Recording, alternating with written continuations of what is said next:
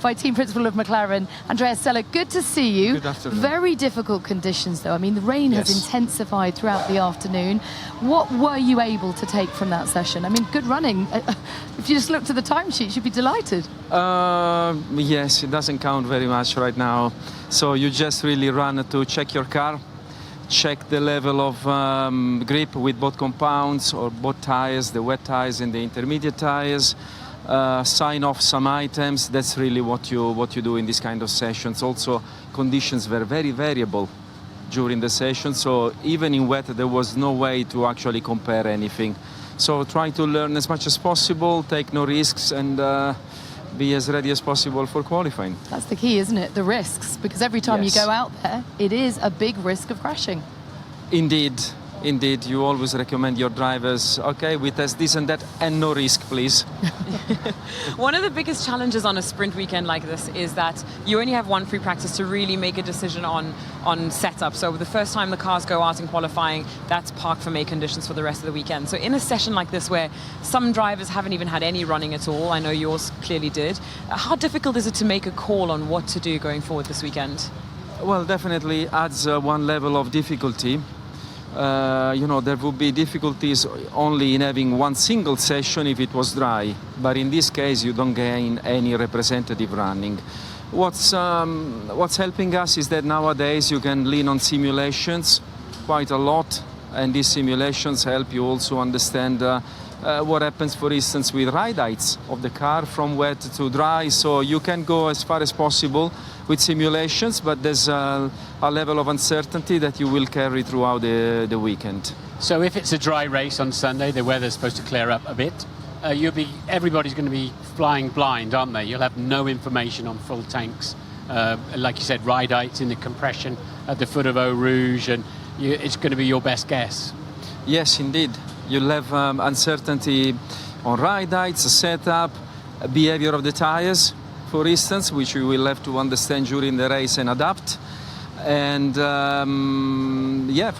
we are in Spa, so rear wing level is another question mark. Like for these conditions, you would like to have a lot of rear wing level.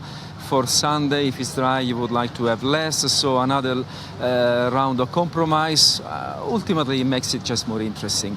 So overall, I'd like to know what your opinion is on, the F1 sprint. Are we talking about, making these decisions after, in this particular scenario, not very much information in the session? We know it's something that's being discussed today in the F1 Commission. That's one of the topics, is the sprint format. Do you think that something can be changed on that? Because we've talked about, potentially not putting park for May conditions after FP1 to, keep the challenge going throughout the weekend.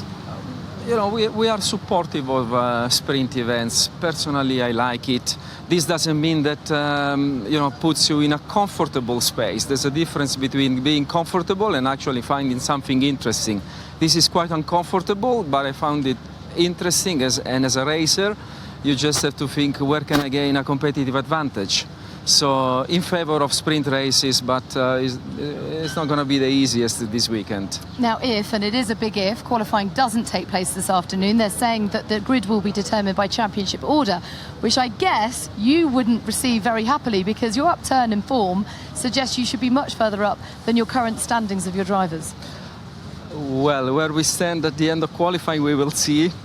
Certainly, we do want to have a qualifying session, because we are here to race, for the spectators, spectators on TV. So I think there will be, at some stage, there will definitely be a slot where we can have some laps and a qualifying session. At least this is what we hope. So you get an extra set of intermediate tyres because that session was wet. You get another set if the sprint shootout is wet tomorrow morning, I think. The shootout. Then you have it for the race. Then you get another set of tyres. But I was amazed that so many drivers went out on the intermediates there. They must clear the water pretty well. So actually you go out so that you can have the extra set. So in a way you are sort of forced to do that. And at the same time you go out because you need to check, are the inters having any aquaplaning? So there wasn't really much doubt, Martin, that we should have gone out and see what happens on intermediate tyres. So those drivers that didn't go out at all don't get an extra set of tyres? I think in the end, everyone went out. Towards the end, I might have missed this one. Yeah.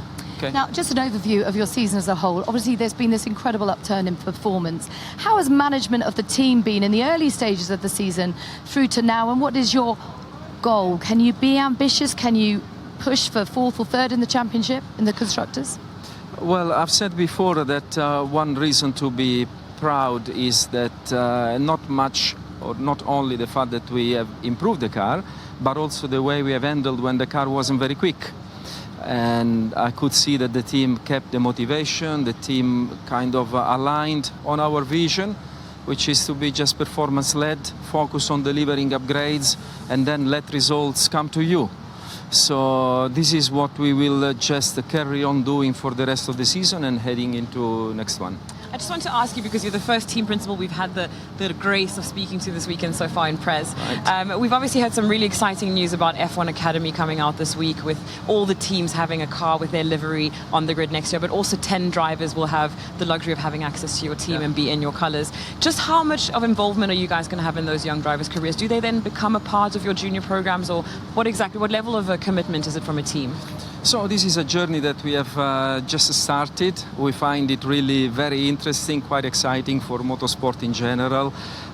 We are actually discussing what is the best format, even internally, to grow as much as possible, not only in terms of the racing itself, but also by giving the best support to the driver or the drivers, so that we can not only be part of it, but also be part of it and aim at succeeding if possible. So I think it would make sense that this becomes part of and consistent with the driver development program that we have recently started. So I think that will be the direction. Fantastic stuff. We wish you all the best with it. And thank you very much for your time today, Andrea Stella. Thank you. Thank you very much.